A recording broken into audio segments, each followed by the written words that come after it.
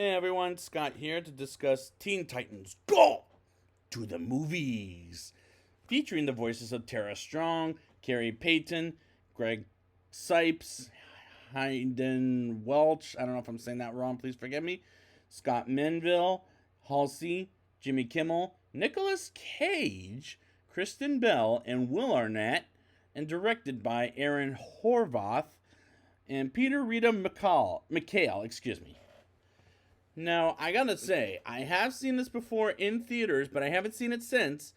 Let me tell you why. After watching it, it didn't make me want to go back to Teen Titans, the original, versus Teen Titans Go TV show. But I have seen the clip of an episode where they talk about the song Waffles, like this: Waffles, waffles, waffles, waffles, waffles, waffles. When Cyborg and Beast Boy do that, I mean, it's annoying, I will admit, but did I remember? I thought at the time it was okay, but it wasn't my cup of tea. But is it remaining the same? Let's get into it. We open with Jump City, where they have a big giant monster that sounds like a balloon destroying the city until we get the Teen Titans, Beast Boy, Robin, Cyborg, Raven, and Starfire stopping the balloon bad guy until it makes a long fart, which is pretty unnecessary, as these guys are unknown to the bad guys, and they keep comparing them to the Justice League versus the Guardians of the Galaxy, which is a different superhero universe, and they sing their theme song as the Justice League arrive, and they try to get Batman to Batman's movie premiere. Robin always wanted his own movie, and they compared them to as a joke, as they attend a movie premiere with Batman, as they're not allowed in at the premiere, as they're really unknown, as they cheat their way in and get some unknown superheroes out of the premiere. And they get introduced to Jade Wilson as they release the trailers of Alfred as a superhero to the Batmobile and the Utility Belt movies. And Robin humiliates himself, having his own movie during the trailer of the Utility Belt movie, and they realize they need an arch nemesis, and they hear an alarm go off, and who's doing the robbery?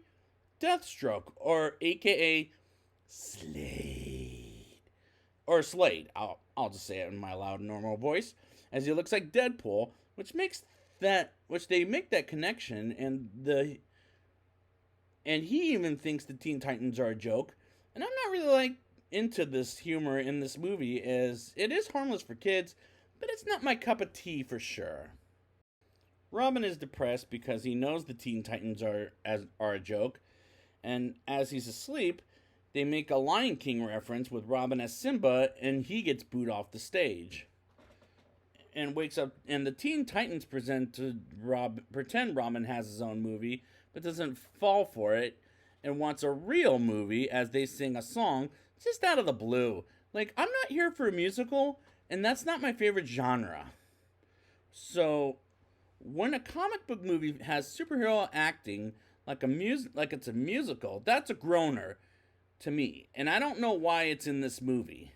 They get to Los Angeles at the Warner Brothers studio, and they see Stan Lee in the background, and that is completely unnecessary to me, as he's the owner of Marvel, that he wouldn't show up in this movie, and I'm embarrassed for him in this DC movie, as this is a DC movie, and Robin is, as he introduces himself to Jade, he breaks into song, and I can't believe I'm here in this movie.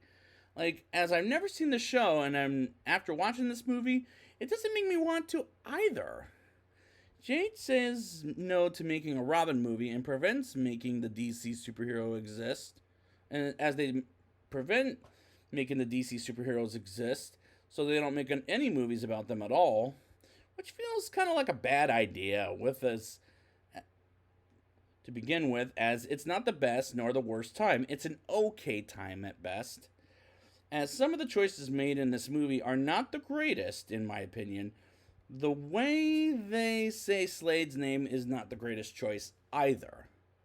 The Teen Titans fighting Slade and flying to get him down to take the crystal to their hideout feels kind of cheesy, as Beast Boy is saved by Raven and Cyborg, is saved by Starfire, and Robin lets Slade become his arch nemesis, and he gets away and gets a message from Jade about coming to set for a movie the next day, and go number 2 in the fake toilet the other guys do, except Robin, as Robin takes it seriously, as the others don't take it as seriously, as he does.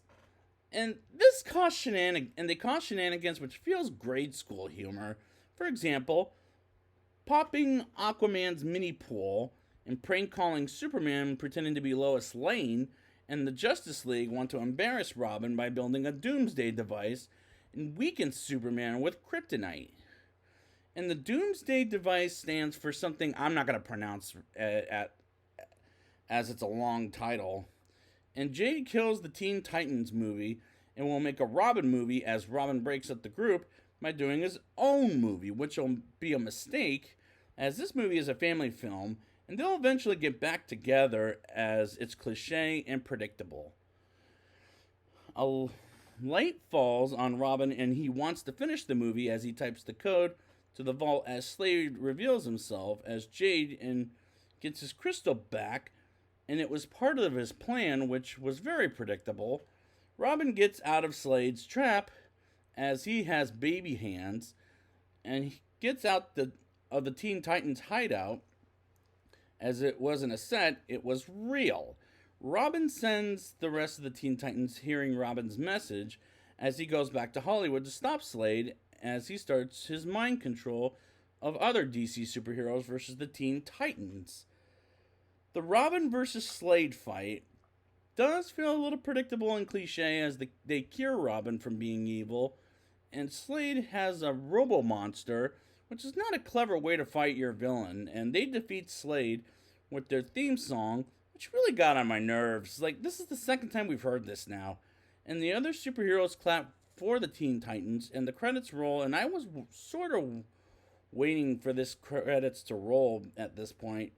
And this is a reasonable sized movie at its 85 minutes, I think. During the credits, there's an announcement of the regular Teen Titans are back in the DC universe, which was a nice surprise for Teen Titans fans, but I'll never watch how that's going to happen. It's too much for me. Now it's time for the rating. I'll give this movie a 5.0 out of 10.